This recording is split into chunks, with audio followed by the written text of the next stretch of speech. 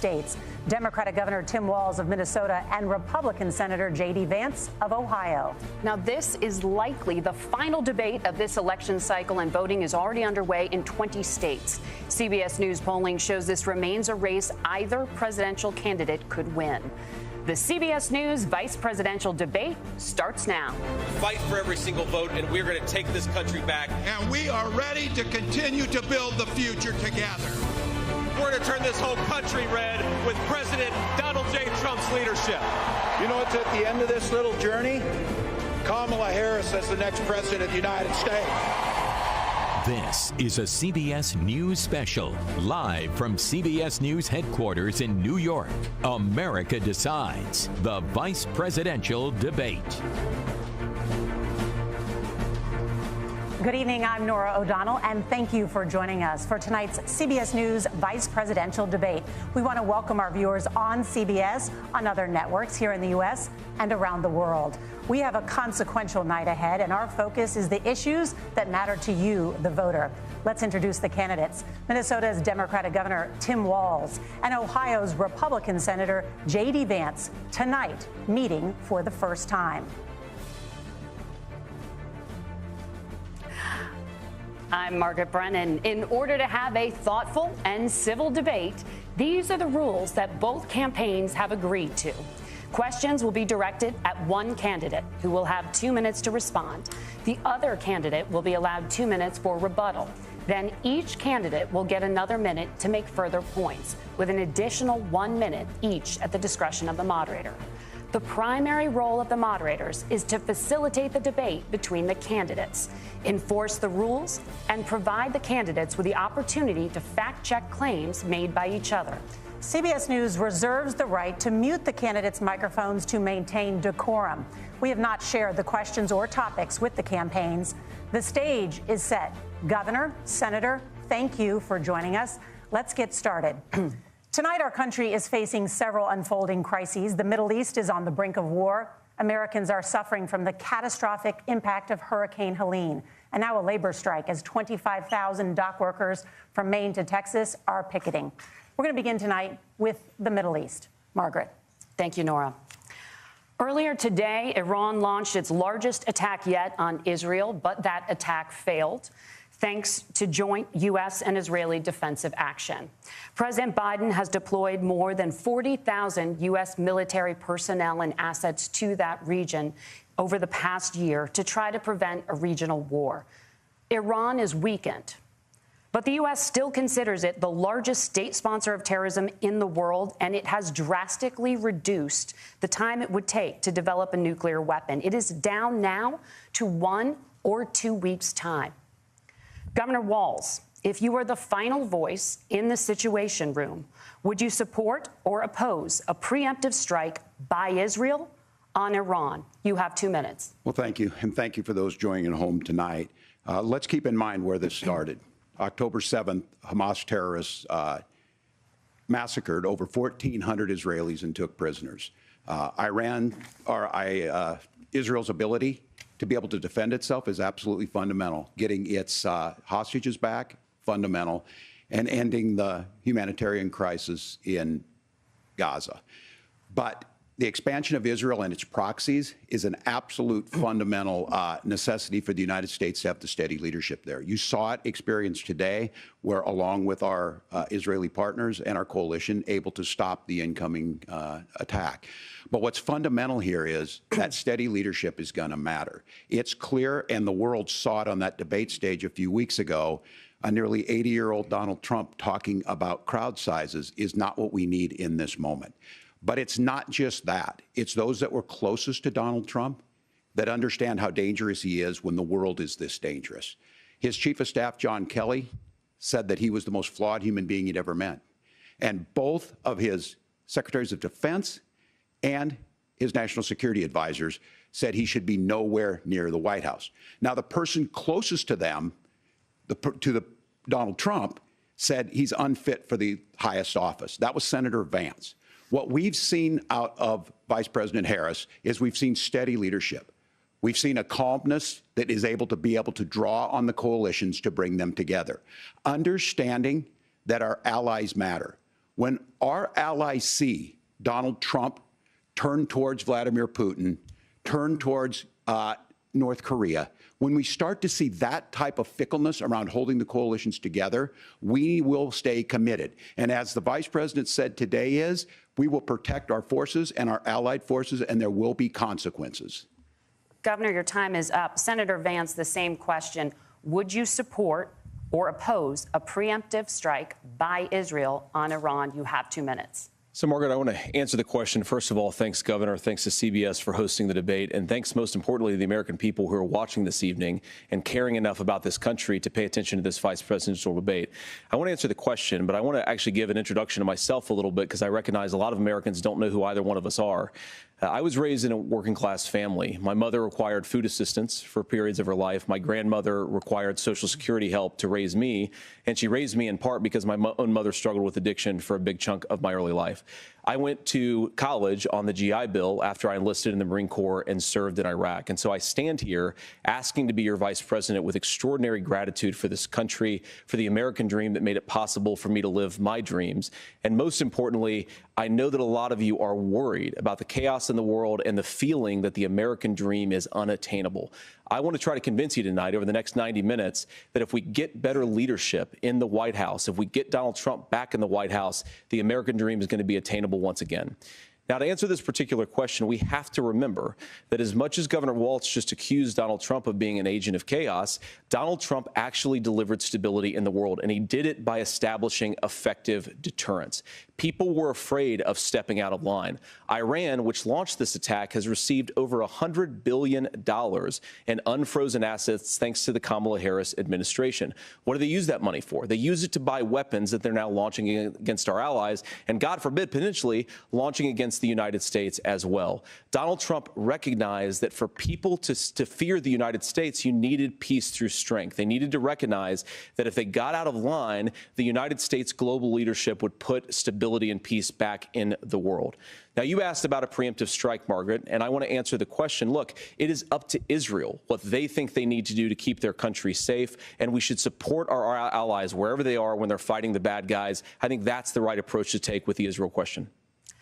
Thank you, Senator. Governor Walz, do you care to respond to any of the allegations? Well, look, Donald Trump was in office. We'll sometimes hear a revisionist history, but when Donald Trump was in office, it was Donald Trump who we had a coalition of nations that had boxed Iran's nuclear program in, the inability to advance it.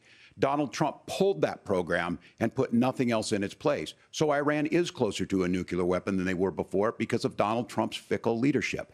And when Iran shot down an American aircraft in international airspace, Donald Trump tweeted, because that's the standard diplomacy of Donald Trump. And when Iranian missiles did fall near U.S. troops and they received traumatic brain injuries, Donald Trump wrote it off as headaches. Look, our allies understand that Donald Trump is fickle. He will go to whoever has the most flattery or where it makes sense to him. Steady leadership like you witnessed today, like you witnessed in April. Both Iranian attacks were repelled. Our coalition is strong, and we need the steady leadership that Kamala Harris is providing. Senator Vance, the U.S. did have a diplomatic deal with Iran to temporarily pause parts of its nuclear program, and President Trump did exit that deal.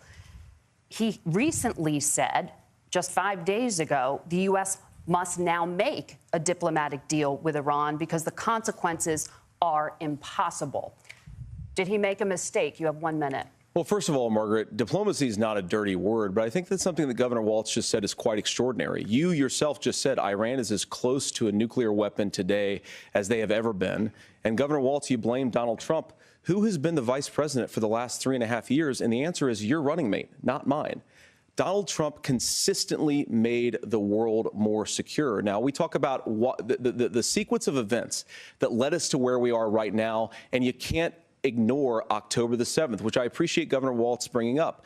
But when did Iran and Hamas and their proxies attack Israel? It was during the administration of Kamala Harris. So Governor Walz can criticize Donald Trump's tweets, but effective, smart diplomacy and peace through strength is how you bring stability back to a very broken world. Donald Trump has already done it once before. Ask yourself at home, when when was the last time, I'm 40 years old, when was the last time that an American president didn't have a major conflict break out? The only answer is during the 4 years that Donald Trump was president.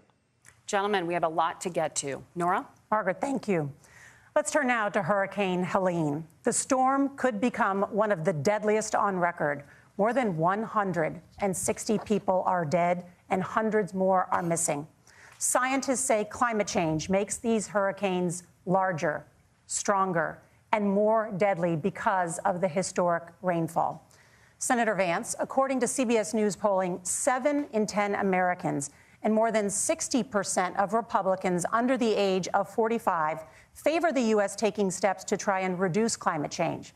Senator, what responsibility would the Trump administration have to try and reduce the impact of climate change? I'll give you 2 minutes. Sure. So first of all, let's start with the hurricane, because it's an unbelievable, unspeakable human tragedy. I just saw today, actually, a photograph of 2 grandparents on a roof with a 6-year-old child, and it was the last photograph ever taken of them because the roof collapsed and those innocent people lost their lives. And I'm sure Governor Walz joins me in saying our hearts go out to those innocent people, our prayers go out to them, and we want as robust and aggressive as a federal response as we can get to save as many lives as possible, and then, of course, afterwards, to help the people in those communities rebuild. I mean, these are communities that I love. Some of them I know very personally in Appalachia, all across the Southeast. They need their government to do their job, and I commit that when Donald Trump is president again, the government will put the citizens of this country first when they suffer from a disaster.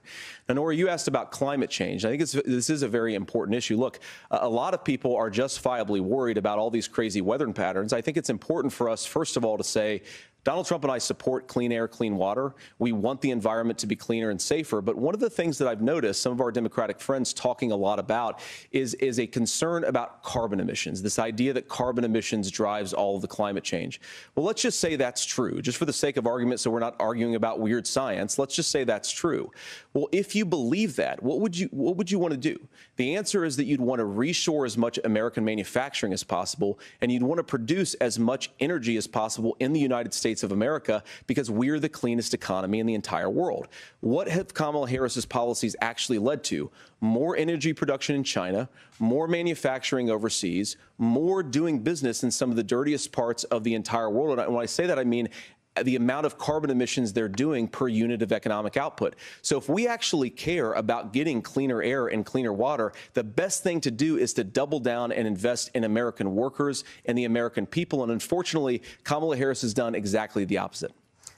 Governor Walz, you have 2 minutes to respond. Well, we got close to an agreement because all those things are happening. Look, first of all, it is a horrific tragedy with this hurricane, and my heart goes out to the folks that are down there in contact with the governors. I serve as co-chair of the Council of Governors as we work together on these emergency managements. Governors know no partisanship. They work together. So all of the governors and the emergency responders are on the ground. Those happen on the front end.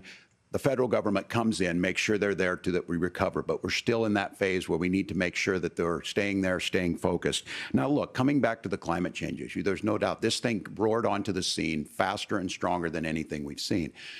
Senator Vance has said that there's a climate problem in the past. Donald Trump called it a hoax and then joked that these things would make more beachfront property to be able to invest in. What we've seen out of the Harris administration now, the Biden-Harris administration, is we've seen this investment. We've seen massive investments, the biggest in global history that we've seen in the Inflation Reduction Act, has created jobs all across the country. 2,000 in Jeffersonville, Ohio, taking the EV technology that we invented and making it here. 200,000 jobs across the country. The largest solar manufacturing plant in North America sits in Minnesota. But my farmers know climate change is real. They've seen 500-year droughts, 500-year floods back to back. But what they're doing is adapting, and this has allowed them to tell me, look, I harvest corn, I harvest soybean, and I harvest wind. We are producing more natural gas and more oil at any time than we ever have. We're also producing more clean energy. So the solution for us is to continue to move forward, that climate change is real. Reducing our impact is absolutely critical, but this is not a false choice. You can do that at the same time you're creating the jobs that we're seeing all across the country. That's exactly what this administration has done. We are seeing us becoming an energy superpower for the future, not just the current. And that's what absolutely makes sense. And then we start thinking about how do we mitigate these disasters. Thank you. Senator, I want to give you an opportunity to respond there. The governor mentioned that President Trump has called climate change a hoax. Do you agree? Well, look, what the president has said is that if the Democrats, in particular Kamala Harris and her leadership, if they really believe that climate change is serious, what they would be doing is more manufacturing and more energy production in the United States of America, and that's not what they're doing. So clearly, Kamala Harris herself doesn't believe her own rhetoric on this. If she did, she would actually agree with Donald Trump's energy policies. Now, something Governor Walz said I think is important to touch upon, because when we talk about clean energy, I think that's a slogan that often the Democrats will use here. And I'm talking, of course, about the Democratic leadership. And the real issue is that if you're spending hundreds of millions or even billions of dollars of American taxpayer money on solar panels that are made in China, number one, you're going to make the economy dirtier. We should be making more of those solar panels here in the United States of America. Some of them are, Tim, but a lot of them are being made overseas in China, especially the components that go into those solar panels. So if you really want to make the environment cleaner, you've got to invest in more energy production. We haven't built a nuclear facility, I think, one in the past 40 years. Senator. Natural gas, we got to invest more in it. Kamala Harris has done the opposite. That's raised energy prices and also meant that we're doing worse by the climate. Senator, your time is up. Governor, would you like to respond? Well, look, we're producing more natural gas than we ever have. There's no moratorium on that. We're producing more oil. But the folks know, and like I said again, these are not liberal folks. These are not folks that are Green New Deal folks. These are farmers that have been drought one year, massive flooding the next year. They understand that it makes sense. Look, our #1 export cannot be topsoil from erosion from these massive storms. We saw it in Minnesota this summer. And thinking about how do we respond to that, we're thinking ahead on this. And what Kamala Harris has been able to do in Minnesota, we're starting to weatherproof some of these things. The infrastructure law that was passed allows us to think about mitigation in the future. How do we make sure that we're protecting by burying our power lines? How do we make sure that we're protecting lakefronts and things that we're seeing more and more of? But to call it a hoax and to take the oil company executives to Mar-a-Lago, say, give me money for my campaign, and I'll let you do whatever you want. We can be smarter about that, and an all-above energy policy is exactly what she's doing, creating those jobs right here. Governor, your time is up. The overwhelming consensus among scientists is that the Earth's climate is warming at an unprecedented rate. Margaret? Thank you, Nora. We're going to turn now to immigration. The crisis at the U.S.-Mexico border consistently ranks as one of the top issues for American voters. Senator Vance, your campaign is pledging to carry out the largest mass deportation plan in American history and to use the U.S. military to do so. Could you be more specific about exactly how this will work? For example, would you deport parents who have entered the U.S. illegally and separate them from any of their children who were born on U.S. soil? You have 2 minutes. So first of all, Margaret, before we talk about deportations, we have to stop the bleeding. We have a historic immigration crisis because Kamala Harris started and said that she wanted to undo all of Donald Trump's border policies. 94 executive orders suspending deportations, decriminalizing illegal aliens, massively increasing the asylum fraud that exists in our system. That has opened the floodgates. And what it's meant is that a lot of fentanyl is coming into our country. I had a mother who struggled with opioid addiction and has gotten clean. I don't want people who are struggling with addiction to be deprived of their second chance because Kamala Harris let in fentanyl into our communities at record levels. So you've got to stop the bleeding. You've got to re-implement Donald Trump's border policies, build the wall, re-implement deportations. And that gets me to your point, Margaret, about what do we actually do? So we've got 25 million illegal aliens who are here in the country. What do we do with them? I think the first thing that we do is we start with the criminal migrants. About 1 million of those people have committed some form of crime in addition to crossing the border illegally. I think you start with deportations on those folks. And then I think you make it harder for illegal aliens to undercut the wages of American workers. A lot of people will go home if they can't work for less than minimum wage in our own country. And by the way, that'll be really good for our workers who just want to earn a fair wage for doing a good day's work. And the final point, Margaret, is you ask about family separation. Right now in this country, Margaret, we have 320,000 2,000 children that the Department of Homeland Security has effectively lost. Some of them have been sex trafficked. Some of them hopefully are at homes with their families. Some of them have been used as drug trafficking mules. The real family separation policy in this country is unfortunately Kamala Harris's wide open southern border. And I'd ask my fellow Americans to remember, when she came into office, she said she was going to do this. Real leadership would be saying, you know what, I screwed up. We're going to go back to Donald Trump's border policies. I wish that she would do that. It would be good for all of us. Governor, do you care to respond to any of those specific allegations, including that the vice president is, quote, letting in fentanyl and using kids as drug mules, among other things, regarding children? The drug mule is not true, but I will say about this, about the fentanyl, because this is a crisis of this, the opioid crisis. And the good news on this is the last 12 months saw the largest decrease in opioid deaths in our nation's history, 30% decrease in Ohio. But there's still more work to do. But let's go back to this on immigration. Kamala Harris was the Attorney General of the largest state and a border state in California. She's the only person in this race who prosecuted transnational gangs for human trafficking and drug interventions. But look, we all want to solve this. Most of us want to solve this, and that is the United States Congress. That's the Border Patrol agents. That's the Chamber of Commerce. That's most Americans out here. That's why we had the fairest and the toughest bill on immigration that this nation's seen. It was crafted by a conservative senator from Oklahoma, James Lankford. I know him. He's super conservative, but he's a man of principle, wants to get it done. Democrats and Republicans worked on this piece of legislation. The Border Patrol said, this is what we need in here. These are the experts. And the Chamber of Commerce and the Wall Street Journal said, pass this thing. Kamala Harris helped get there. 1,500 new border agents, detection for drugs, DOJ money to speed up these the adjudications on this, just what America wants. But as soon as I was getting ready to pass and actually tackle this, Donald Trump said no, told them to vote against it because it gives him a campaign issue. It gives him to, what would Donald Trump talk about if we actually did some of these things? And they need to be done by the legislature. You can't just do this through the executive branch. So look, we have the options to do this. Donald Trump had 4 years. He had 4 years to do this. And he promised you, America, how easy it would be. I'll build you a big, beautiful wall, and Mexico will pay for it. Less than 2% of that wall got built, and Mexico didn't pay a dime. But here we are again, 9 years after he came down that escalator, dehumanizing people and telling them what he was going to do. As far as the deportation plan, at one point, Senator Vance said it was so unworkable to be laughable. So that's where we're at. Pass the bill, she'll sign it. Governor, your time is up. Senator, the question was, will you separate parents from their children, even if their kids are U.S. citizens? You have 1 minute. Margaret, my point is that we already have massive child separations thanks to Kamala Harris's open border. And I didn't accuse Kamala Harris of inviting drug mules. I said that she enabled the Mexican drug cartels to operate freely in this country. And we know that they use children as drug mules, and it is a disgrace, and it has to stop. Look, I think what Tim said just doesn't pass the smell test. For 3 years, Kamala Harris went out bragging that she was going to undo Donald Trump's border policy. She did exactly that. We had a record number of illegal crossings. We had a record number of fentanyl coming into our country. And now that she's running for president, or a few months before, she says that somehow she got religion and cared a lot about a piece of legislation.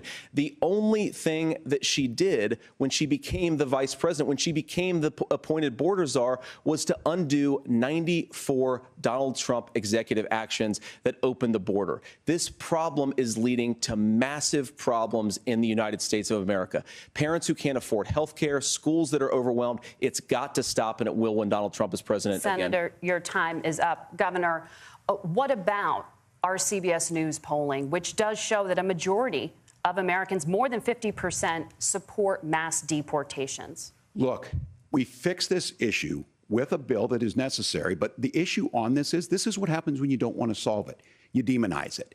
And we saw this, and Senator Vance, and it surprises me on this, talking about and saying, I will create stories to bring attention to this. That vilified a large number of people who were here legally in the community of Springfield. The Republican governor said, it's not true, don't do it. There's consequences for this. There's consequences. We could come together. Senator Lankford did it. We could come together and solve this if we didn't let Donald Trump continue to make it an issue. And the consequences in Springfield were the governor had to send state law enforcement to escort kindergartners to school. I believe Senator Vance wants to solve this, but by standing with Donald Trump and not working together to find a solution, it becomes a talking point. And when it becomes a talking point like this, we dehumanize and villainize other human beings. Tim, Governor, your time is up. Senator, I'll give you 1 minute, but let me just ask you the question first. The governor has made the point, and I think as a sitting lawmaker, you know that Congress controls the purse strings and any funding. So you have said repeatedly that Donald Trump would, through executive action, solve this. Do you disagree that Congress controls the purse strings and would need to support many of the changes that you would actually want to implement? You have 1 minute. Look, Margaret, first of all, the gross majority of what we need to do at the southern border is just empowering law enforcement to do their job. I've been to the southern border more than our borders are. Kamala Harris has been, and it's actually heartbreaking because the Border Patrol agents, they just want to be empowered to do their job. Of course, additional resources would help, but most of this is about the president and the vice president empowering our law enforcement to say, if you try to come across the border illegally, you've got to stay in Mexico, you've got to go back through proper channels.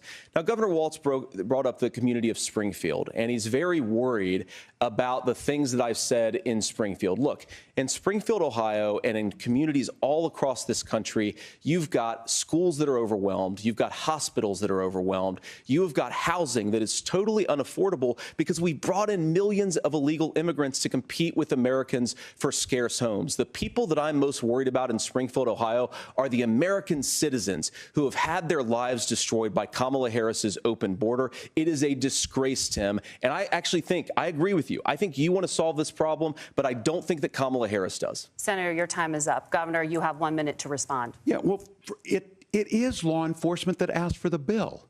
They helped craft it. They're the ones that supported it. That's because they know we need to do this. Look, this issue of continuing to bring this up, of not dealing with it, of blaming migrants for everything.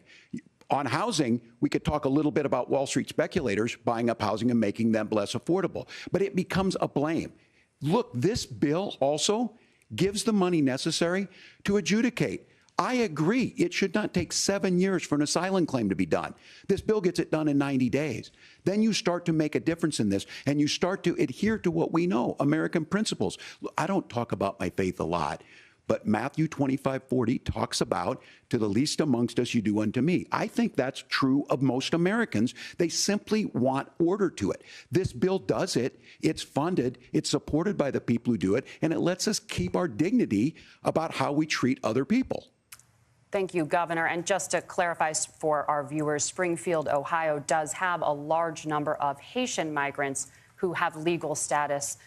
Temporary protected status. Well, Margaret, but thank you, Senator. We have so much to get to. Margaret, I think it's important because we're going to turn now to the economy. Thank you, Margaret. The rules were that you guys weren't going to fact check, and since you're fact checking me, I think it's important to say what's actually going on.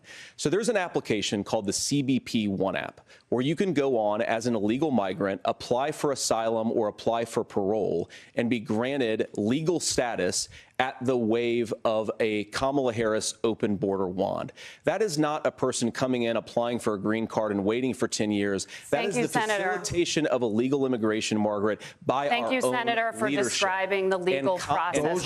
We have so much to get to, Senator. Those laws have been on the books since 1990. Thank you, gentlemen. The CBP One app has not been on the books since 1990. It's something that Kamala Harris created, Margaret. Gentlemen, the audience can't hear you because your mics are cut. We have so much we want to get to. Thank you for explaining the legal process. Nora. Thank you, Margaret. The economy is a top concern for voters. Each of your campaigns has released an economic plan, so let's talk about the specifics. Governor Walz, Vice President Harris unveiled a plan that includes billions in tax credits for manufacturing, housing, and a renewed child tax credit. The Wharton School says your proposals will increase the nation's deficit by $1.2 trillion. How would you pay for that without ballooning the deficit? Governor, I'll give you 2 minutes. Yeah, thank you. And Kamala Harris and I do believe in the middle class because that's where we come from. We both grew up in that. We understand. So those of you out there listening tonight, you're hearing a lot of stuff back and forth, and it's good. It's healthy. That's what this is supposed to happen. You should be listening. How's this going to impact me? The bold forward plan that Kamala Harris put out there is talking about this housing issue. The one thing is there's 3 million new houses proposed under this plan with down payment assistance on the front end to get you in a house. A house is much more than just an asset to be traded somewhere. It's foundational to where you're at. And then making sure that the things you buy every day, whether they be prescription drugs or other things, that there's fairness in that. Look, the $35 insulin is a good thing, but it costs $5 to make insulin.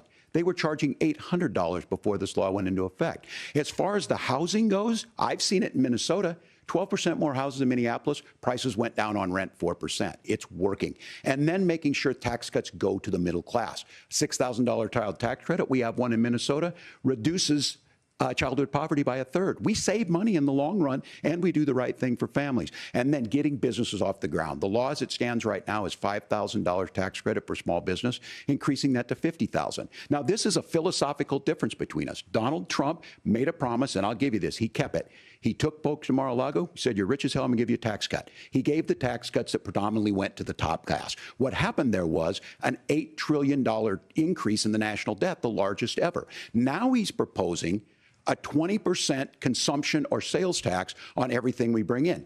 Everyone agrees, including businesses, it would be destabilizing it, it would increase inflation and potentially lead to a recession.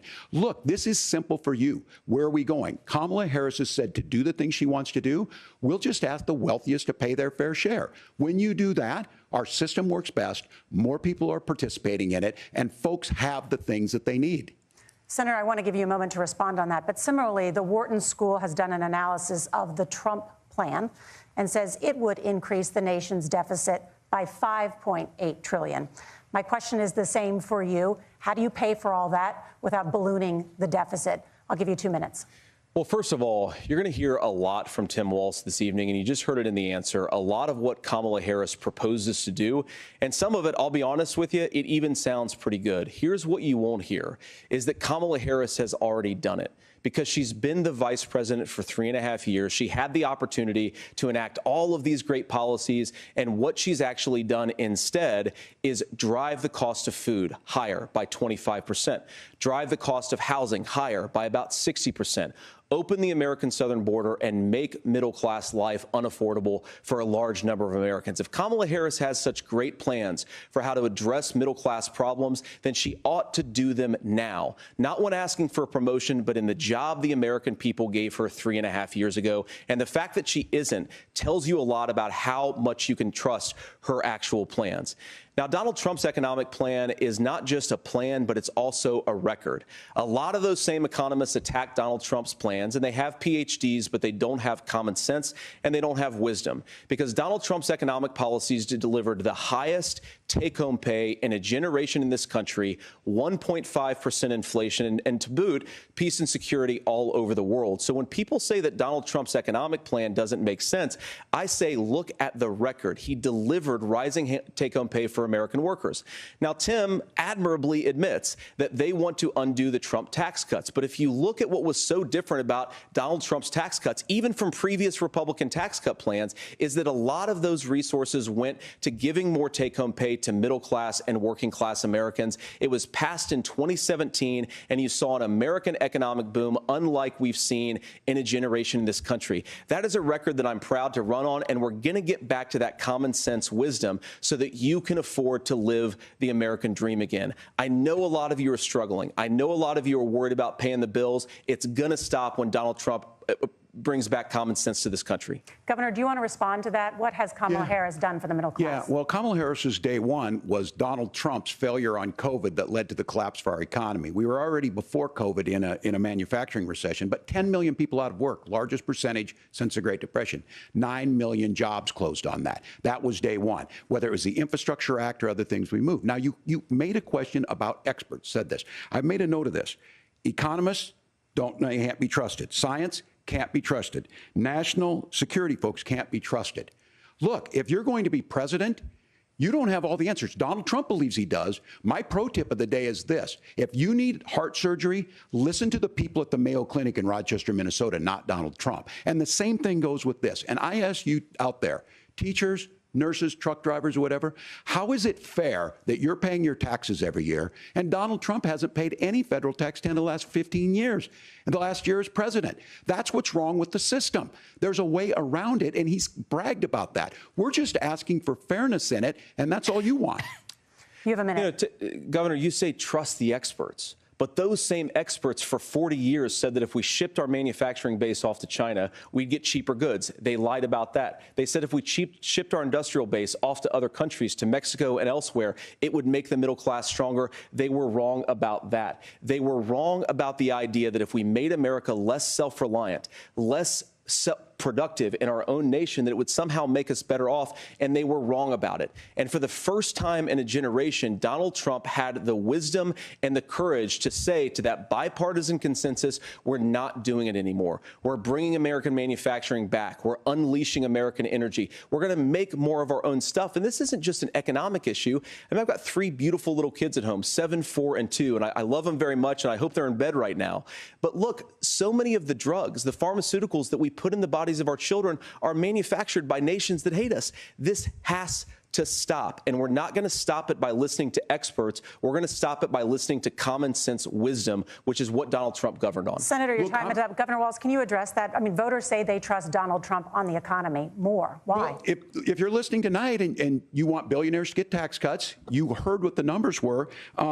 Look, I'm a union guy on this. I'm not a guy who wanted to ship things overseas, but I understand that, look, we produce soybeans and corn. We need to have fair trading partners. That's something that we believe in. I think the thing that most concerns me on this is Donald Trump was the guy who created the largest trade deficit in American history with China. So the rhetoric is good. Much of what the senator said right there, I'm in agreement with him on this. I watched it happen too. I watched it to my communities, and we talked about that. But we had people undercutting the right to collectively bargain. We had right to work states made it more difficult. We had companies that were willing to ship it over, and we saw people profit. Folks that are venture capital in some cases, putting money into companies that were overseas. We're in agreement that we bring those home. The issue is Donald Trump is talking about it. Kamala Harris has a record, 250,000 more manufacturing jobs just out of the IRA. May I respond to that? Yes. So appreciate that. So if you notice, what Governor Walz just did is he said, first of all, Donald Trump has to listen to the experts. And then when he acknowledged that the experts screwed up, he said, well, Donald Trump didn't do nearly as good of a job as the statistics show that he did. So what Tim Walz is doing, and I honestly, Tim, I think you got a tough job here, because you've got to play whack-a-mole. You've got to pretend that Donald Trump didn't deliver rising take-home pay, which of course he did. You've got to pretend that Donald Trump didn't deliver lower inflation, which of course he did. And then you simultaneously got to defend Kamala Harris's atrocious economic record, which has made gas, groceries, and housing unaffordable for American citizens. I was raised by a woman who would sometimes go into medical debt so that she could put food on the table in our household. I know what it's like to not be able to afford the things that you need to afford. We can do so much better. To all of you watching, we can get back to an America that's affordable again. We just got to get back to common sense economic principles. I hope we have a conversation on health care then. Senator, Governor. Please. Thank you. Margaret? We have a lot to get to ahead, gentlemen, on many topics. But right now, I want to talk about personal qualifications. The vice president is often the last voice the president hears before making consequential decisions. We want to ask you about your leadership qualities. Governor Walz, you said you were in Hong Kong during the deadly Tiananmen Square protests in the spring of 1989. But Minnesota Public Radio and other media outlets are reporting that you actually didn't travel to Asia until August of that year. Can you explain that discrepancy? Yeah, well, and to the folks out there who didn't get at the top of this, look, I grew up in small rural Nebraska, town of 400, town that you rode your bike with your buddies till the streetlights come on, and I'm proud of that service. I joined the National Guard at 17, worked on family farms, and then I used the GI Bill to become a teacher, passionate about it, a young teacher. My first year out, I got the opportunity in the summer of '89 to travel to China. 35 years ago, be able to do that. I came back home and then started a program to take young people there. We would take basketball teams, we would take baseball teams, we would take dancers, and we would go back and forth to China. The issue for that was to try and learn. Now, look, my community knows who I am. They saw where I was at. Look, I will be the first to tell you, I have poured my heart into my community. I've tried to do the best I can, but I've not been perfect. And I'm a knucklehead at times, but it's always been about that. Those same people elected me to Congress for 12 years. And in Congress, I was one of the most bipartisan people, working on things like farm bills that we got done, working on veterans benefits. And then the people of Minnesota were able to elect me to governor twice. So look, my commitment has been from the beginning to make sure that I'm there for the people, to make sure that I get this right. I will say more than anything, many times I will talk a lot. I will get caught up in the rhetoric. But being there, the impact it made, the difference it made in my life, I learned a lot about China. I hear the critiques of this. I would make the case that Donald Trump should have come on one of those trips with us. I guarantee you he wouldn't be praising Xi Jinping about COVID. And I guarantee you he wouldn't start a trade war that he ends up losing. So this is about trying to understand the world. It's about trying to do the best you can for your community. And then it's putting yourself out there and letting your folks understand what it is. My commitment, whether it be through teaching, which I was good at, or whether it was being a good soldier or was being a good member of Congress, those are the things that I think are the values that people care about. Governor, just to follow up on that, the question was, can you explain the discrepancy? All I said on this is I got there that summer and misspoke on this. So I will just, that's what I've said. So I was in Hong Kong and China during the democracy protests went in. And from that, I learned a lot of what needed to be in governance. Thank you, Governor. Senator Vance, in 2016, you called your running mate, Donald Trump, unfit for the nation's highest office, and you said he could be America's Hitler. I know you've been asked many times, and you've said you regret those comments and explained you then voted for Donald Trump in 2020. But the Washington Post reported new messages last week in which you also disparaged Trump's economic record while he was president, writing to someone in 2020, quote, Trump thoroughly failed to deliver his economic populism. You're now his running mate, and you've shifted many of your policy stances to align with his. If you become vice president, why should Americans trust that you will give Donald Trump the advice he needs to hear and not just the advice he wants to hear? You have 2 minutes. Well, first of all, Margaret, because I've always been open. And sometimes, of course, I've disagreed with the president, but I've also been extremely open about the fact that I was wrong about Donald Trump. I was wrong, first of all, because I believed some of the media stories that turned out to be dishonest fabrications of his record. But most importantly, Donald Trump delivered for the American people. Rising wages, rising take-home pay, an economy that worked for normal Americans, a secure southern border, a lot of things, frankly, that I didn't think he'd be able to deliver on. And yeah, when you screw up, when you misspeak, when you get something wrong and you change your mind, you ought to be honest with the American people about it. It's one of the reasons, Margaret, why I've done so many interviews is because I think it's important to actually explain to the American people where I come down on the issues and what changed. Now, you pointed out to messages from 2020. Margaret, I've been extremely consistent that I think there were a lot of things that we could have done better in the Trump administration the first round if Congress was doing its job. I strongly believe, and I've been a United States Senator, that Congress is not just a high-class debating society. It's not just a forum for senators and congressmen to whine about problems. It's a forum to govern. So there were a lot of things on the border, on tariffs, for example, where I think that we could have done so much more if the Republican Congress and the Democrats in Congress had been a little bit better about how they govern the country. They were so obsessed with impeaching Donald Trump, they couldn't actually govern. And I want to talk about this tariff issue in particular, Margaret, because Tim just accused this of being a national sales tax. Look, the one thing, and you're probably surprised to hear me praising Joe Biden, but the one thing that Joe Biden did is he continued some of the Trump tariffs that protected American manufacturing jobs. And it's the one issue, the most pro-worker part of the Biden administration, it's the one issue where Kamala Harris has run away from Joe Biden's record. Think about this. If you're trying to employ slave laborers in China at $3 a day, you're going to do that and undercut the wages of American workers unless our country stands up for itself and says you're not accessing our markets unless you're paying middle-class Americans a fair wage. Senator, your time is up. Nora? Thank you. Now to the issue of reproductive rights. Governor Walz, after Roe versus Wade was overturned, you signed a bill into law that made Minnesota one of the least restrictive states in the nation when it comes to abortion. Former President Trump said in the last debate that you believe abortion, quote, in the 9th month is absolutely fine. Yes or no? Is that what you support? I'll give you 2 minutes. That's not what the bill says. But look, this issue is what's on everyone's mind. Donald Trump put this all into motion. He brags about how great it was that he put the judges in and overturned Roe versus Wade, 52 years of personal autonomy. And then he tells us, oh, we send it to the states. It's a beautiful thing.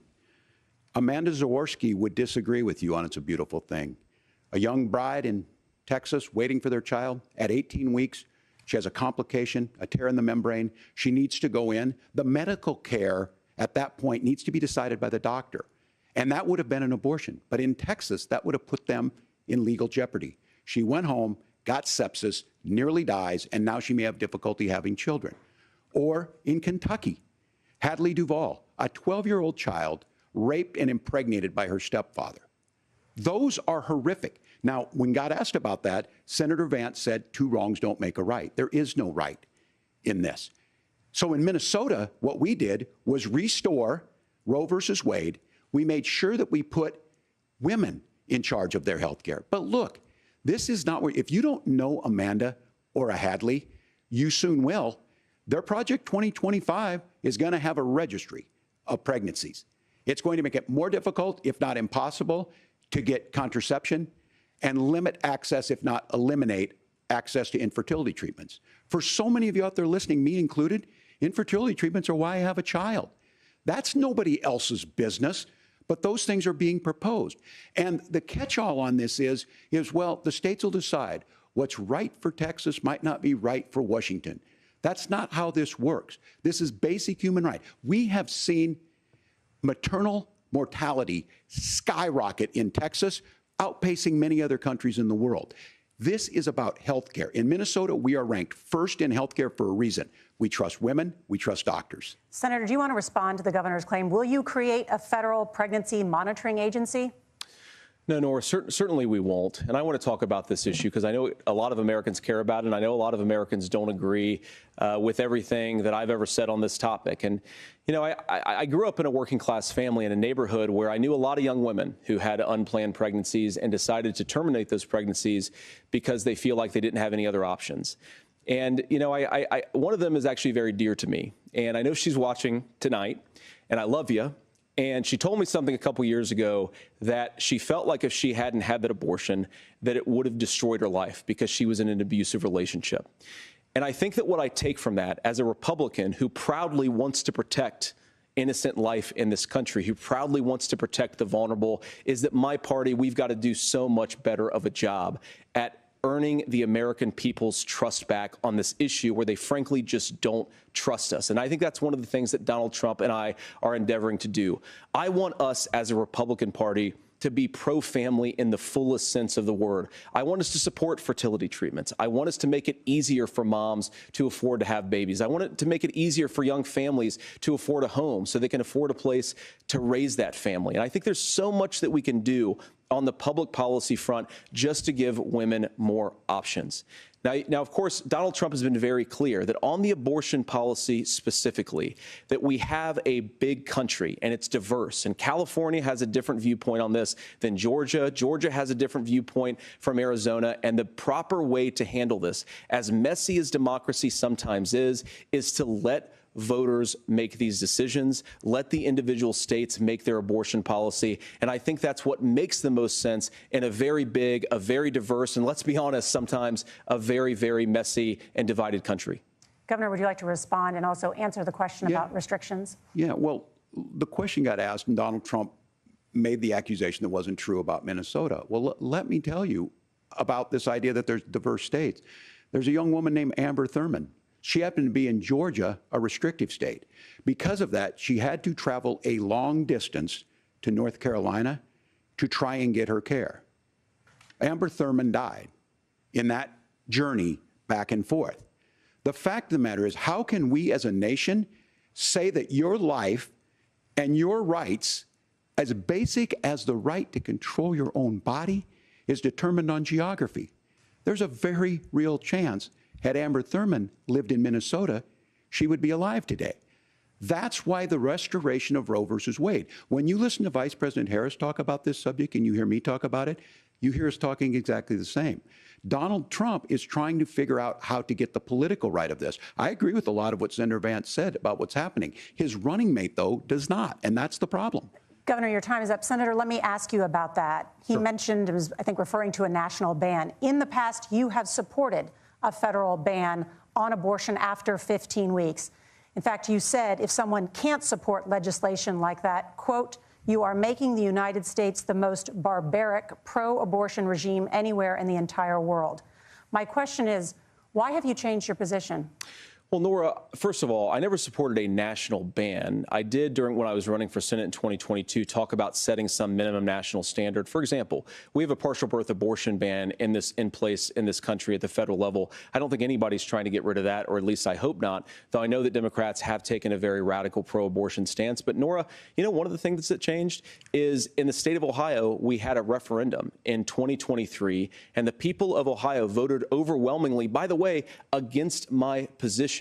And I think that what I learned from that, Nora, is that we've got to do a better job at winning back people's trust. So many young women would love to have families. So many young women also see an unplanned pregnancy as something that's going to destroy their livelihood, destroy their education, destroy their relationships. And we have got to earn people's trust back. And that's why Donald Trump and I are committed to pursuing pro-family policies, making childcare more accessible, making fertility treatments more accessible, because we've got to do a better job at that. And that's what real leadership is. Governor, your response. I'm going to respond on the pro-abortion piece of that. No, we're not. We're pro-women. We're pro-freedom to make your own choice. We know what the implications are to not be that. Women having miscarriages, women not getting the care, physicians feeling like they may be prosecuted for providing that care.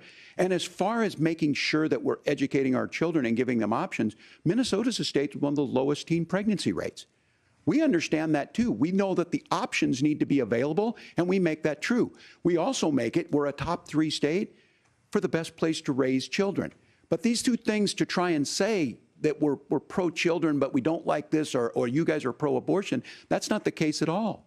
We are pro-freedoms for women to make their choices, and we're going, and Kamala Harris is making the case, to make options for children more affordable, a $6,000 child tax credit, but we're not going to base that on the backs of making someone like Amber Thurman drive 600 miles to try and get health care. Senator. May I respond to that? First of all, Governor, I agree with you. Amber Thurman should still be alive, and there are a lot of people who should still be alive, and I certainly wish that she was. And maybe you're free to disagree with me on this and explain this to me, but as I read the Minnesota law that you signed into law, the statute that you signed into law, it says that a doctor who presides over an abortion where the baby survives, the doctor is under no obligation to provide life-saving care to a baby who survives a botched late-term abortion.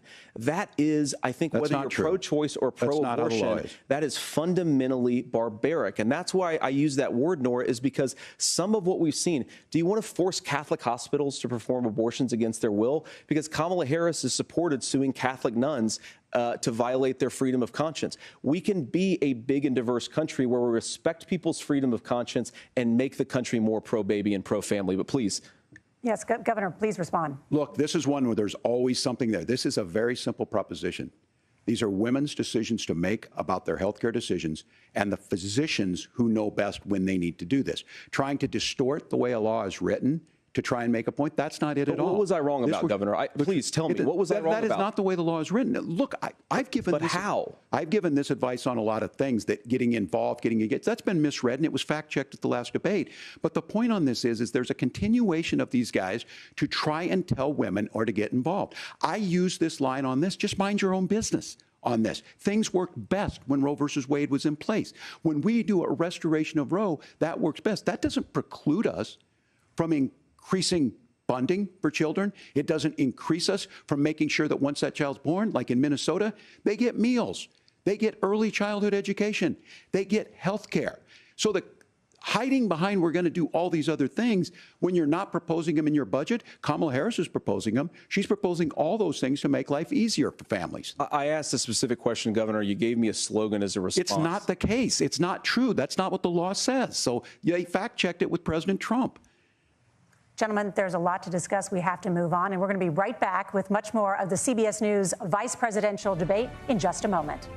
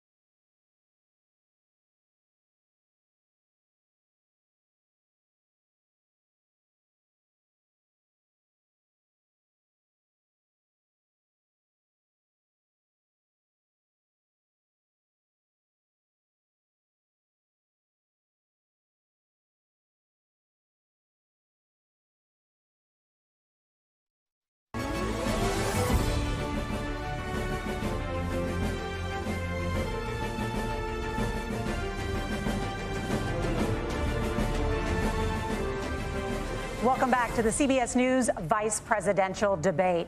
We want to turn now to America's gun violence epidemic. The leading cause of death for children and teens in America is by firearms. Senator Vance, you oppose most gun legislation that Democrats claim would curb gun violence. You oppose red flag gun laws and legislation to ban certain semi-automatic rifles, including AR-15s. So let me ask you, earlier this year, for the first time, the parents of a school shooter were convicted of involuntary manslaughter and sentenced to 10 years in prison. Do you think holding parents responsible could curb mass shootings? I'll give you 2 minutes. Yeah, well, Nora, on that particular case, I don't know the full details, but I certainly trust local law enforcement and local authorities to make those decisions. I think in some cases the answer is going to be yes, and in some cases the answer is going to be no. And the details really matter here, of course. For example, if a kid steals a gun, that's going to be different than if a parent hands over a gun knowing that their kid is potentially dangerous. But look, I want to just sort of speak as a father of 3 beautiful little kids, and our oldest is now in 2nd grade. And like a lot of parents, we send our kids to school with such hope and such joy and such pride at their little faces on the first day of school. And we know, unfortunately, that a lot of kids are going to experience this terrible epidemic of gun violence. And of course, our hearts go out to the families that are affected by this terrible stuff. And we do have to do better. And I think that Governor Walz and I actually probably agree that we need to do better on this. The question is just, how do we actually do it? Now, here's something that really bothers me and worries me about this epidemic of violence.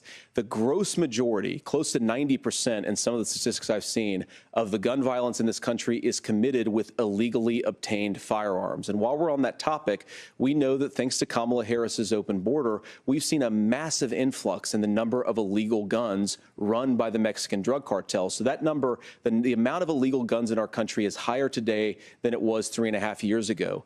But what do we do about the schools? What do we do to protect our kids? And I think the answer is, and I say this not loving the answer, because I don't want my kids to go to school in a school that feels unsafe or where there are visible signs of security. But I unfortunately think that we have to increase security in our schools. We have to make the doors lock better. We have to make the doors stronger. We've got to make the windows stronger. And of course, we've got to increase school resource officers, because the idea that we can magically wave a wand and take guns out of the hands of bad guys, it just doesn't fit with recent experience. So we've got to make our schools safer. And I think we've got to have some common sense bipartisan solutions for how to do that. Governor, you have 2 minutes. Well, I think all the parents watching tonight, this is your biggest nightmare. Look, I got a 17-year-old, and he witnessed a shooting at a community center playing volleyball. Those things don't leave you. As a member of Congress, I sat in my office surrounded by dozens of the Sandy Hook parents, and they were looking at my 7-year-old picture on the wall. Their 7-year-old were dead, and they were asking us to do something. And look, I'm a hunter. I own firearms. The vice president is. We understand that the Second Amendment is there, but our first responsibility is to our kids to figure this out. In Minnesota, we've enacted enhanced red flag laws, enhanced background checks, and we can start to get data. But here's the problem. If we really want to solve this, we've got folks that won't allow research to be even done on gun violence. And this idea that we should just live with it, and here's what I do think, that this is a good start to the conversation. I 100% believe that Senator Vance hates it when these kids, it's abhorrent and it breaks your heart. I agree with that. But that's not far enough when we know there are things that worked. I've spent time in Finland and seen some Finnish schools. They don't have this happen, even though they have a high gun ownership rate in the country. There are reasonable things that we can do to make a difference. It's not infringing on your Second Amendment. And the idea to have some of these weapons out there, it just doesn't make any sense. Kamala Harris, as an attorney general, worked on this issue. She knows that it's there. No one's trying to scaremonger and say we're taking your guns, but I ask all of you out there, do you want your schools hardened to look like a fort? Is that what we have to go? When we know there's countries around the world that their children aren't practicing these types of drills.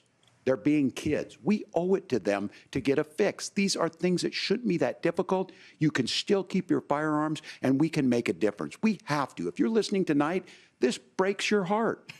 Senator. Tim, first of all, I didn't know that your 17-year-old witnessed a shooting. I'm sorry about that, and I hope that he's doing okay. So. Christ have mercy. It is awful.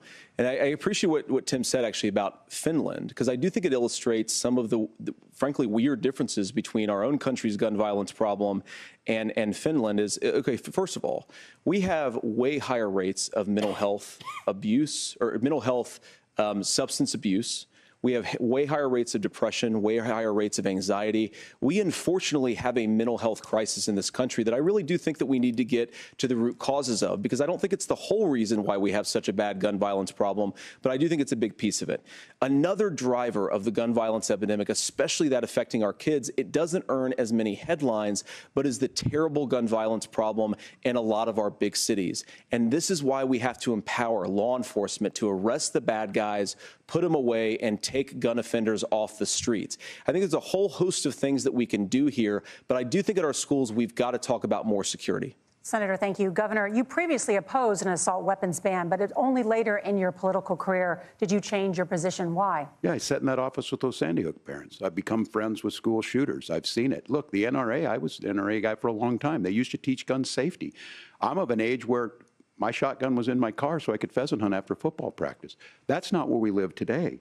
And several things I want to mention on this is talking about cities and where it's at. The number one where the most firearm deaths happen in Minnesota are rural suicides. And we have an epidemic of children getting guns and shooting themselves. And so we have, and we should look at all of the issues, making sure folks have health care and all that, but I want to be very careful. This idea of stigmatizing mental health, just because you have a mental health issue doesn't mean you're violent. And I think what we end up doing is we start looking for a scapegoat. Sometimes it just is the guns. It's just the guns, and there are things that you can do about it. But I do think that this is one, and I think this is a healthy conversation. I think there's a capacity to find solutions on this that work, protect Second Amendment, protect our children. That's our priority. Gentlemen, thank you. Margaret? Thank you, Nora. Let's turn now to the top contributor to inflation, the high cost of housing and rent. There's a shortage of more than 4 million homes in the United States, and that contributes to the high housing prices. Governor Walz, the Harris campaign promises a $25,000 down payment assistance for first-time home buyers and a $10,000 tax credit. They also promise to build 3 million new homes. Where are you building these homes, and won't handing out that kind of money just drive up prices higher? No, it's not handing out. We have, first, let me say this issue of housing, and I think those of you listening on this, the problem we've had is that we've got a lot of folks that see housing as another commodity. It can be bought up, it can be shifted, it can be moved around. Those are not folks living in those houses. Those of you listening tonight, that house is a big deal. I bought and owned one house in my life. My mom still lives in the house where I was. And when I think of a house, I'm thinking of Christmas services after midnight mass where you go with your family. We need to make it more affordable. And one of the things, as I said, this program that the Vice President is pushing forward and bringing a new way of approaching this is something we're doing in Minnesota from that lead. We in the state invested in making sure our housing was the biggest investment that we'd ever made in housing. It starts to make it easier. We cut some of the red tape. Local folks, look, we can't do it at the federal level, but local folks make it easier to build those homes. And then that down payment assistance. I can tell all of you out there, one of the, certainly for me, using the GI Bill was one thing, but a veteran's home loan, the big thing about a veteran's home loan is you don't have to pay the down payment. Those are things that make it there. Now, look, you're going to pay it back, and you're going to pay your mortgage. Those are things that we know in the long run, the appreciated value, the generational wealth that's created from it. And I will give Minneapolis an example. Minneapolis is the one city where we've seen the lowest inflation rates. We've seen a 12% increase in stock because we've put some of these things in, and we're implementing a state program to make sure we give some of that down payment assistance. We get it back from people because here's what we know. People with stable housing end up with stable jobs. People with stable housing have their kids able to get to school. All of those things in the long run end up saving our money. And that's the thing that I think we should be able to find some common ground in, but we can't blame immigrants for the only reason. That's not the case that's happening in many cities. The fact of the matter is that we don't have enough naturally affordable housing, but we can make sure that the government's there to help kickstart it, create that base. Governor, your time is up. Senator Vance, as far as your campaign's position, the promise is to seize federal lands to build homes, remove regulation, provide tax breaks, and cut back on immigration, which you say pushes up prices. Where are you going to build all the new homes you're promising, and what part of any of this plan will provide immediate relief? You have 2 minutes. Well, first of all, Tim just said something that I agree with. We don't want to blame immigrants for higher housing prices, but we do want to blame Kamala Harris for letting in millions of illegal aliens into this country, which does drive up costs, Tim. 25 million illegal aliens competing with Americans for scarce homes is one of the most significant drivers of home prices in the country. It's why we have massive increases in home prices that have happened right alongside massive increases in illegal alien populations under Kamala Harris's leadership. Now, Tim just mentioned a bunch of ideas. Now, some of those ideas I actually think are halfway decent, and some of them I disagree with. But the most important thing here is Kamala Harris is not running as a newcomer to politics. She is the sitting vice president. If she wants to enact all of these policies to make housing more affordable, I invite her to use the office that the American people already gave her, not sit around and campaign and do nothing while Americans find the American dream of homeownership completely unaffordable. Now, you asked, Margaret, what would immediately change the equation for American citizens? If you lower energy prices, as Donald Trump says, drill, baby, drill, one of the biggest drivers of housing costs aside from illegal immigration is, think about it, if a truck driver is paying 40% more for diesel, then the lumber he's delivering to the job site to build the house is also going to become a lot more expensive. If we open up American energy, you will get immediate pricing relief for American citizens, not, by the way, just in housing, but in a whole host of other economic goods, too. Senator Vance, you still have 23 seconds there. Do you want to answer? Can I have it? Where, Governor, we will get to you in a moment. But, Senator, where are you going to seize the federal lands? Can you clarify? Well, what Donald Trump has said is we have a lot of federal lands that aren't being used for anything. They're not being used for a national park. They're not being used, and they could be places where we build a lot of housing. And I do think that we should be opening up building in this country. We have a lot of land that could be used. We have a lot of Americans that need homes. We should be kicking out illegal immigrants who are competing for those homes, and we should be building more homes for the American citizens who deserve to be here. Senator, your time is up. Governor, I do want to let you respond to the allegation that the vice president is letting in. Well, of course, that's not true. And again, you have the facts. I guess we agreed not to fact check. I'll check it. That, look, crossings are down compared to when Donald Trump left office. But it's, again, blaming and not trying to find the solution. I was going to ask, though, on this question, are we going to drill and build houses in the same federal land? And I think when people hear federal lands, these are really important pieces of land. Now, Minnesota doesn't have a lot of federal lands. I know in the western part of the countries we do. There's not a lot of federal lands in and around Minneapolis, for example. So the issue is I don't understand the federal lands issue unless we see this, and I worry about this as someone who cares deeply about our national parks and our federal lands. Look, Minnesota, we protect these things. We've got about 20% of the world's fresh water. These lands protect. They're there for a reason. They belong to all of us. But again, this is when you view housing and you view these things as commodities. Like, there's a chance to make money here. Let's take this federal land and let's sell it to people for that. I think there's better ways to do this. We've seen it in Minnesota. We're able to refurbish some of these houses. We're able to make some investments. That gets people in. And I'm still on the fact on this.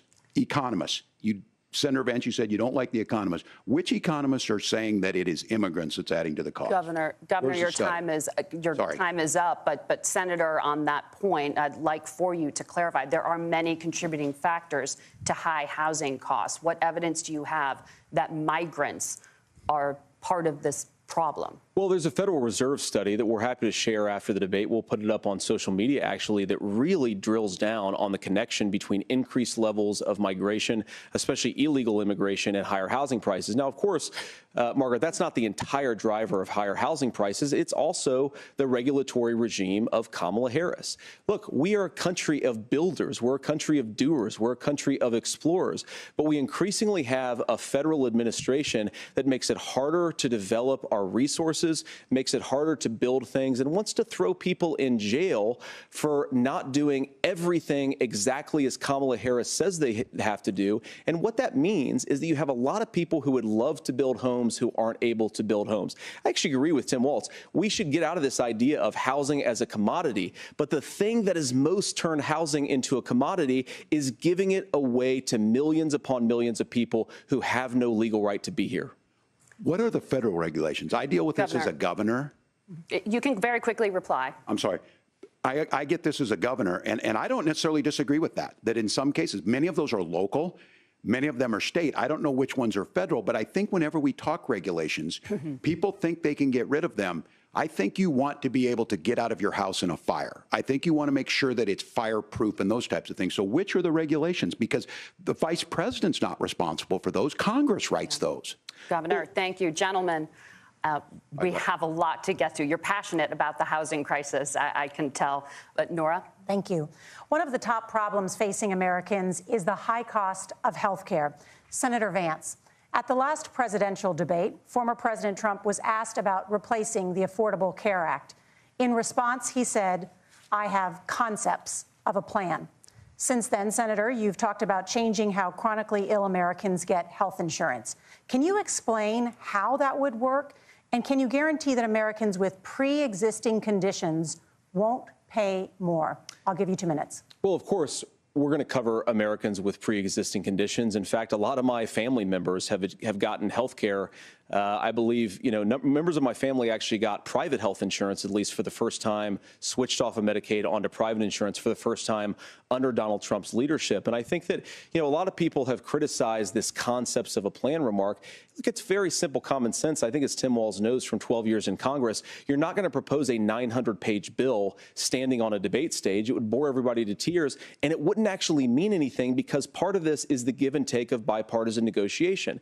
Now, when Donald Trump was actually president, and again, he has a record to be proud of, prescription drugs fell in 2018 for the first time in a very long time. Under Kamala Harris's leadership, prescription drugs are up about 7%. Under Donald Trump's entire 4 years, they were up about 1.5%.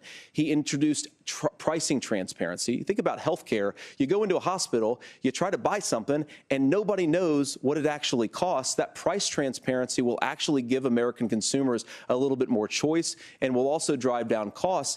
And we talked about, the reinsurance regulations is what I was talking about. Look, Donald Trump has said that if we allow states to experiment a little bit on how to cover both the chronically ill but the non-chronically ill, it's not just a plan. He actually implemented some of these regulations when he was president of the United States. And I think you can make a really good argument that it salvaged Obamacare, which was doing disastrously until Donald Trump came along. And I think this is an important point about President Trump. Of course, you don't have to agree with everything that President Trump has ever said or ever done. But when Obamacare was crushing under the weight of its own regulatory burden and health care costs, Donald Trump could have destroyed the program. Instead, he worked in a bipartisan way to ensure that Americans had access to affordable care. It's not perfect, of course, and there's so much more that we can do. But I think that Donald Trump has earned the right to put in place some better health care policies. He's earned it because he did it successfully the first time. Governor? All right, here's where being an old guy gives you some history. I was there at the creation of the ACA. And the reason it was so important is I come from a major healthcare state, home of the Mayo Clinic, home to Medical Alley, 3M, Medtronic, all of those. We understand healthcare. It's why we're ranked first on affordability and accessibility and quality of healthcare. And so what I know is under Kamala Harris, more people are covered than they have before. And those of you listening, this is critical to you. Now, Donald Trump all of a sudden wants to. Go back and remember this. He ran on the first thing he was going to do on day one was to repeal Obamacare. On day one, he tried to sign an executive order to repeal the ACA. He signed on to a lawsuit to repeal the ACA, but lost at the Supreme Court. And he would have repealed the ACA had it not been for the courage of John McCain to save that bill. Now, fast forward, what that means to you is you lose your pre-existing conditions. If you're sitting at home and you got asthma, too bad. If you're a woman, probably not. Broke your foot during football, might kick you out. Your kids get kicked out when they're 26. Kamala Harris negotiated drug prices for the first time with Medicare. We have 10 drugs that will come online, the most common ones that'll be there. But look, this issue, and when Donald Trump said, I've got a concept of a plan, it cracked me up as a fourth grade teacher because my kids would have never given me that. But what Senator Vance just explained might be worse than a concept, because what he explained is pre-Obamacare. And I'll make this as simple as possible because I have done this for a long time.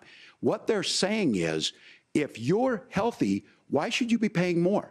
So what they're going to do is let insurance companies pick who they insure, because guess what happens? You pay your premium, it's not much. They figure they're not going to have to pay out to you. But those of you a little older, gray, got cancer, you're going to get kicked out of it. That's why the system didn't work. Kamala Harris will protect and enhance the ACA. Governor, thank you. Senator, you have not yet explained how you would protect people with pre-existing conditions or laid out that plan. Well, look, we currently have laws and regulations in place right now that protect people with pre-existing conditions. We want to keep those regulations in place, but we also want to make the health insurance marketplace function a little bit better. Now, what Governor Walz just said is actually not true. A lot of what happened, and the reason that Obamacare was crushing under its own weight, is that a lot of young and healthy people were leaving the exchanges. Donald Trump actually helped address that problem, and he did so in a way that preserved people's access to coverage who had pre-existing conditions. But again, something that these guys do is they make a lot of claims about if Donald Trump becomes president, all of these terrible consequences are going to ensue. But in reality, Donald Trump was president. Inflation was low. Take-home pay was higher. And he saved the very program from a Democratic administration that was collapsing and would have collapsed absent his leadership. He did his job, which is govern in a bipartisan way and get results, not just complain about problems, but actually solve them. Governor, did enrollment under the Affordable Care Act go up under the Trump administration? It's higher now that we've seen it go up. Look, people are using it. The system works. And the question about this of young people or whatever, that's the individual mandate piece of this. And Republicans fought tooth and nail saying, well, Americans should be free to do this. Well, then what happens is... So you think the individual mandate's a good idea? You shrink. I think the idea of making sure the risk pool is broad enough to cover everyone, that's the only way insurance works. When it doesn't, it collapses. You are asking pre-ACA where we get people out. Look, people know that they need to be on health care. People expect it to be there. And when we are able to make it, and we are making it this way, when we incentivize people to be in the market, when we help people who might not be able to afford it get there, and we make sure then when you get sick and old, it's there for you. Because I heard people say, well, I don't want to buy into Medicare or whatever. Good luck buying health care once you get past 70. So look, the ACA works. We can continue to do better. Kamala Harris did that. The way she made everything better was negotiating those 10 drugs on Medicare for the first time in American history. Thank you. Margaret. Can I address that? I apologize. We're out of time. We have a number of subjects to discuss. Margaret. Let's talk about families in America. There is a child care crisis in this country, and the United States is one of the very few developed countries in the world without a national paid leave program for new parents. Governor Walz, you said that if Democrats win both the White House and Congress, this is a day one priority for you. How long should employers be required to pay workers while they are home taking care of their newborns? You have 2 minutes. Yeah, well, that's negotiable, and that's what Congress worked. But here's what the deal is. Americans sitting out there right now, you may work for a big company. Look, we're home in Minnesota to some of the largest Fortune 500 companies. Kamala Harris knows that in California. Those companies provide paid family and medical leave. One is, I think they're moral and they think it's a good thing, but it also keeps their employees healthy. We in Minnesota passed a paid family and medical leave. You have a child, and I had to go back to work 5 days after my kids were born. This allows you to stay home a certain amount of time. What we know is that gets the child off to a better start, the family works better, we stay in their employers, we get more consistency in that. So Kamala Harris has made it a priority. We implemented it in Minnesota and we see growth. That's how you become a pro-business state. But the negotiations on it, and here's the issue, those big companies are able to offer it. Those of you out there who don't have it, just imagine what happens if you get cancer or your child gets sick. We know what happens. You end up staying home. In some places, that means no paycheck because you've got no protection on that. This is the case of an economy that Donald Trump has set for the wealthiest amongst us. He's willing to give those tax breaks to the wealthiest. He's willing to say, bust those unions up, do whatever. What we're saying is the economy works best when it works for all of us. And so a paid family medical leave program, and I will tell you, go to the families or go to the businesses and ask them. As far as childcare on this, you have to take it at both the supply and the demand side. You can't expect the most important people in our lives to take either our children or our parents to get paid the least amount of money. And we have to make it easier for folks to be able to get into that business and then to make sure that folks are able to pay for that. We were able to do it in Minnesota, and I'm still telling you this. We were listed as the best state. We're still in crisis on this. A federal program of paid family medical leave and help with this will enhance our workforce, enhance our families, and make it easier to have the children that you want. Governor, your time is up. Senator, do you support a national paid leave program? And if so, for how long should employers be mandated to pay their employees while they are home taking care of their newborn? You have 2 minutes. Yeah, well, first of all, Margaret, a number of my Republican colleagues and some Democrats, too, have worked on this issue. And I think there is a bipartisan solution here because a lot of us care about this issue. I mean, look, I speak from this very personally because I'm married to a beautiful woman who is an incredible mother to our 3 beautiful kids, but is also a very, very brilliant corporate litigator. And I'm so proud of her. But being a working mom, even for somebody with all of the advantages of my wife, is extraordinarily difficult. And it's not just difficult from a policy perspective. She actually had access to paid family leave because she worked for a bigger company. But the cultural pressure on young families and especially young women, I think makes it really hard for people to choose the family model they want. A lot of young women would like to go back to work immediately. Some would like to spend a little time home with the kids. Some would like to spend longer at home with the kids. We should have a family care model that makes choice possible. And I think this is a very important substantive difference between Donald Trump and Kamala Harris's approach. I mean, look, if you look at the federal programs that we have that support paid family leave right now, the Community Development Block Grant, and there's another block grant program that spends a lot of money from the federal government. These programs only go to one kind of child care model. Let's say you'd like your church maybe to help you out with child care. Maybe you live in a rural area or an urban area and you'd like to get together with families in your neighborhood to provide child care in the way that makes the most sense. You don't get access to any of these federal monies. We want to promote choice in how we deliver family care and how we promote child care because, look, it is unacceptable. And, you know, of course, Tim and I have been on the campaign trail a lot the past 7 or 8 weeks. And one of the biggest complaints I hear from young families is people who feel like they don't have options, like they're choosing between going to work or taking care of their kids. That is an incredible burden to put on American families. We're the only country that does it. I think we could do a heck of a lot better. Senator, thank you. You have also said, Senator Vance, many things about the American family. The Federal Reserve says parents will spend nearly as much on child care as they do on housing each month. So I want to get your thoughts on this. President Trump recently said, as much as child care is talked about as being expensive, it's relatively speaking not very expensive compared to the kinds of numbers we'll be taking in. Is President Trump committed to the $5,000 per child tax credit that you have described? You have 1 minute. Well, what President Trump said, Margaret, I just want to defend my running mate here a little bit, is that we're going to be taking in a lot of money by penalizing companies for shipping jobs overseas and penalizing countries who employ slave laborers and then ship their products back into our country and undercut the wages of American workers. It's the heart of the Donald Trump economic plan. Cut taxes for American workers and American families. Cut taxes for businesses that are hiring and building companies in the United States of America, but penalize companies and countries that are shipping jobs overseas. That's the heart of the economic proposal. And I think what President Trump is saying is that when we bring in this additional revenue with higher economic growth, we're going to be able to provide paid family leave, child care options that are viable and workable for a lot of American families. Can you clarify how that will solve the child care shortage? Well, because as Tim said, a lot of the child care shortage is we just don't have enough resources going into the multiple people who could be providing family care options.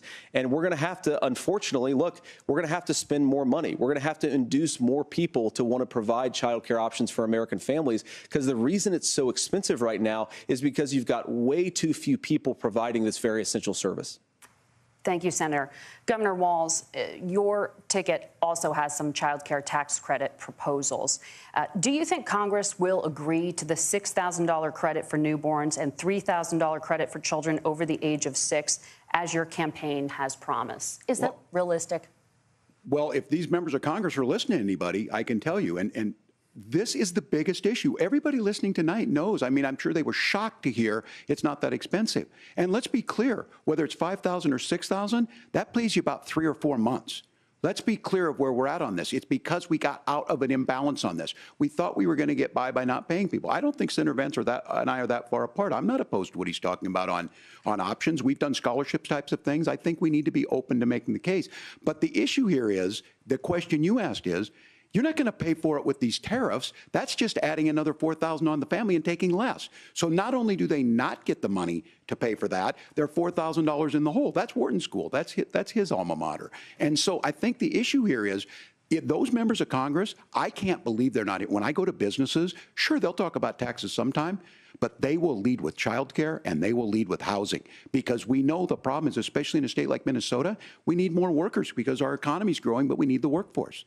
Governor, thank you. We need to move on. Nora? Let's talk about the state of democracy, the top issue for Americans after the economy and inflation. After the 2020 election, President Trump's campaign and others filed 62 lawsuits contesting the results. Judges, including those appointed by President Trump and other Republican presidents, looked at the evidence and said there was no widespread fraud. The governors of every state in the nation, Republicans and Democrats, certified the 2020 election results and sent a legal slate of electors to Congress for January 6th.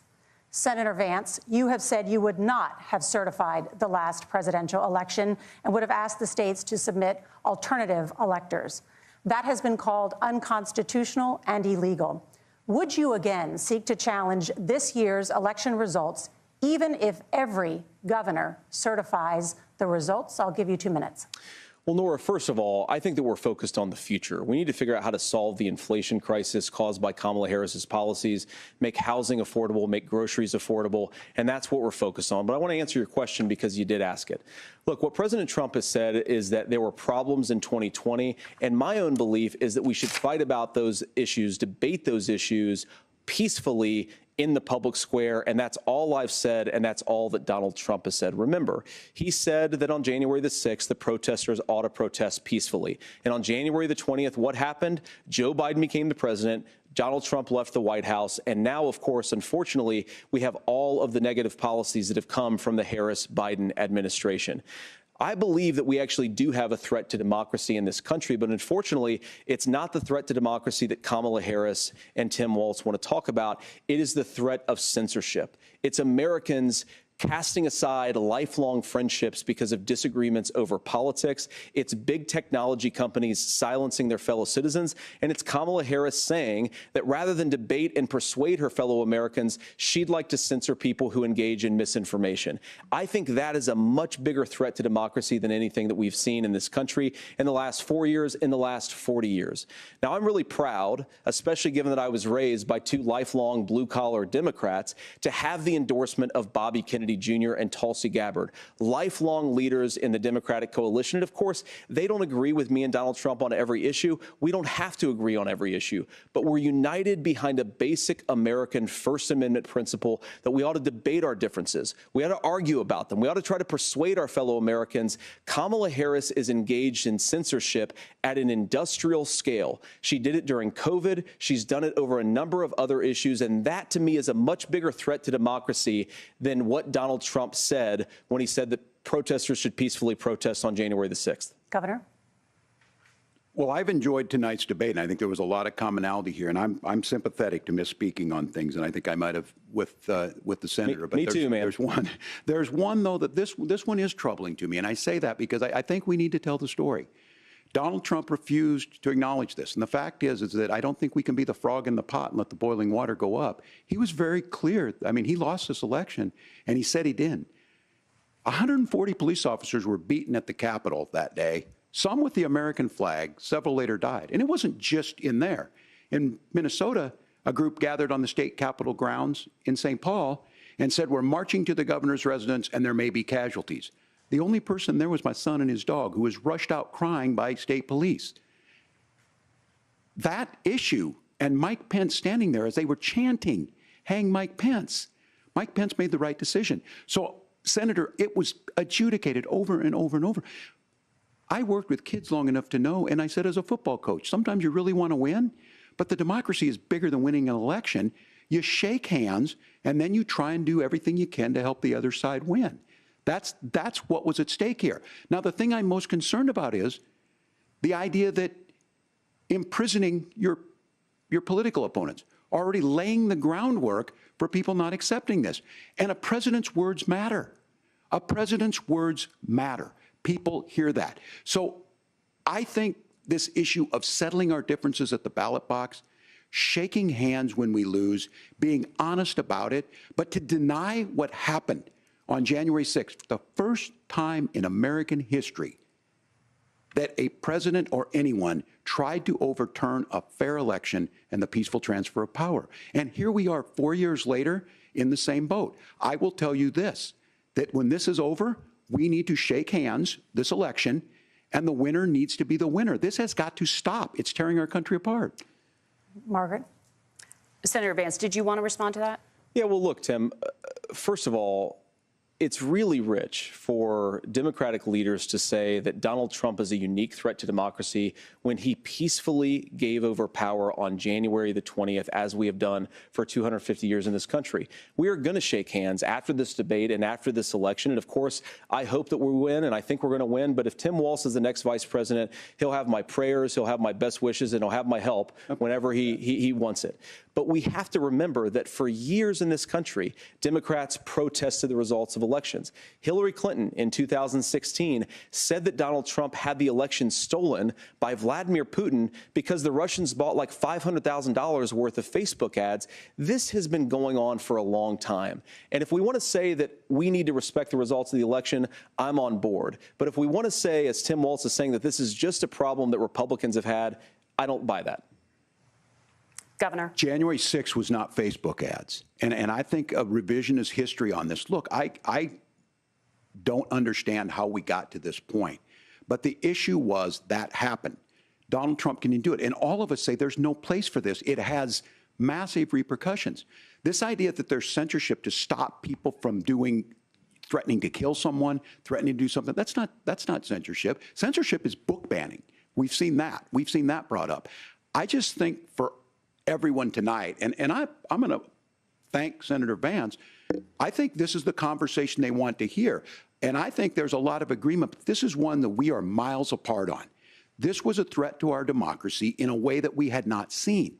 And it manifested itself because of Donald Trump's inability to say. He is still saying he didn't lose the election. I would just ask that. Did he lose the 2020 election?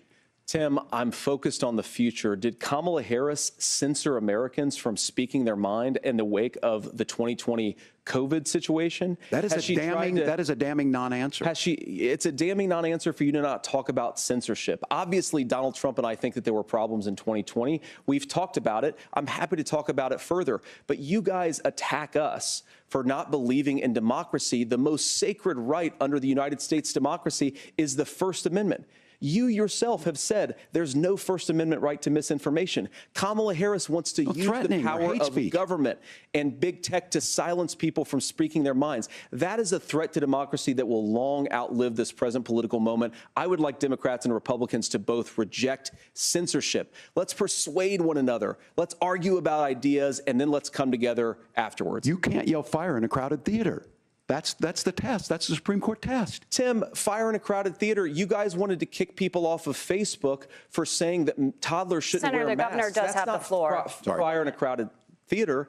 That is criticizing the policies of the government, which is the right of every American. Senator, the governor does have the floor for 1 minute to respond to you. Yeah. Well, I don't run Facebook. What I do know is I see a candidate out there who refused, and now again, and this, I'm pretty shocked by this. He lost the election. This is not a debate. It's not anything anywhere other than in Donald Trump's world. Because look, when Mike Pence made that decision to certify that election, that's why Mike Pence isn't on this stage. What I'm concerned about is Where is the firewall with Donald Trump? Where is the firewall if he knows he could do anything, including taking an election, and his vice president's not going to stand to it? That's what we're asking you, America. Will you stand up? Will you keep your oath of office, even if the president doesn't? And I think Kamala Harris would agree. She wouldn't have picked me if she didn't think I would do that, because of course that's what we would do. So, America, I think you've got a really clear choice on this election of who's going to honor that democracy and who's going to honor Donald Trump. Governor, your time is up. Thank you, gentlemen. We will be right back with both of our candidates. The CBS News Vice-Presidential Debate continues.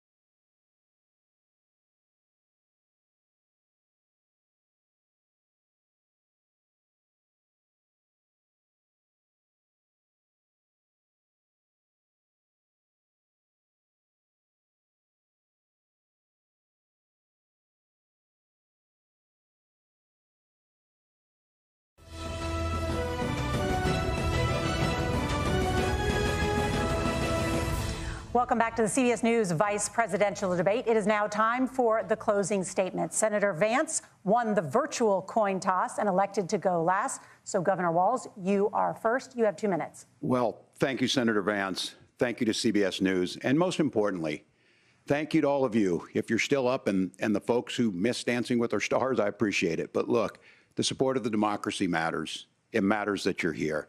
And I'm as surprised as anybody of this coalition that Kamala Harris has built, from Bernie Sanders to Dick Cheney to Taylor Swift, and a whole bunch of folks in between there.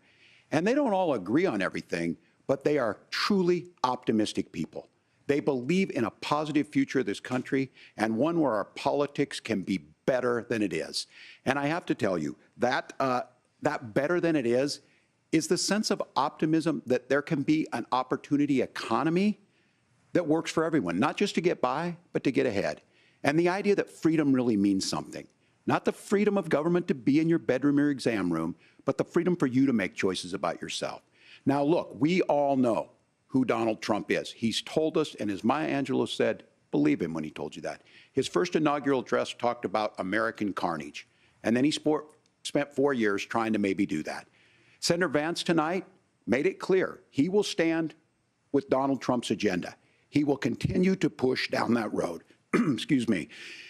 Kamala Harris gives us a different option. Now, I'll have to tell you, I'm going to be careful about the quotes, but there's one that Senator Vance said that does resonate with me.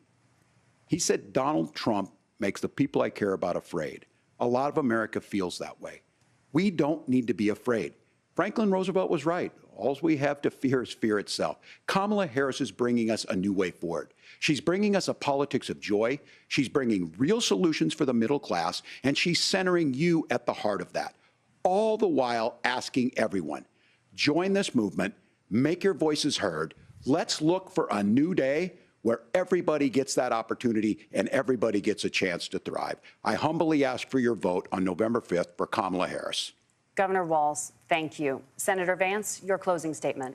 Well, I want to thank Governor Walz, you folks at CBS, and of course the American people for tuning in this evening. And one of the issues we didn't talk about was energy. And I remember when I was being raised by my grandmother, when she didn't have enough money to turn on the heat some nights because Ohio gets pretty cold at night and because money was often very tight. And I believe, as a person who wants to be your next vice president, that we are a rich and prosperous enough country where every American, whether they're rich or poor, ought to be able to turn on their heat in the middle of a cold winter night. That's gotten more difficult thanks to Kamala Harris's energy policies. I believe that whether you're rich or poor, you ought to be able to afford a nice meal for your family. That's gotten harder because of Kamala Harris's policies. I believe that whether you're rich or poor, you ought to be able to afford to buy a house. You ought to be able to live in safe neighborhoods. You ought to not have your communities flooded with fentanyl. And that, too, has gotten harder with because of Kamala Harris's policies. Now, I've been in politics long enough to do what Kamala Harris does when she stands before the American people and says that on day one, she's going to work on all these challenges I just listed.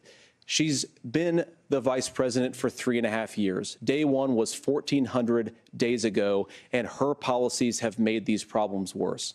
Now, I believe that we have the most beautiful country in the world. I meet people on the campaign trail who can't afford food, but have the grace and generosity to ask me how I'm doing and to tell me they're praying for my family. What that has taught me is that we have the greatest country, the most beautiful country, the most incredible people anywhere in the world. But they're not going to be able to achieve their full dreams with the broken leadership that we have in Washington. They're not going to be able to live their American dream if we do the same thing that we've been doing for the last 3.5 years. We need change. We need a new direction. We need a president who has already done this once before and did it well. Please vote for Donald Trump. And whether you vote for me or vote for Tim Walz, I just want to say I'm so proud to be doing this, and I'm rooting for you. God bless you, and good night. Senator Vance, thank you. And thank you both for participating in the only vice presidential debate of this election cycle. I'm Margaret Brennan. And I'm Nora O'Donnell. And a reminder, there are just 35 days until Election Day. Please get out and vote. And for all of us here at CBS News, thank you.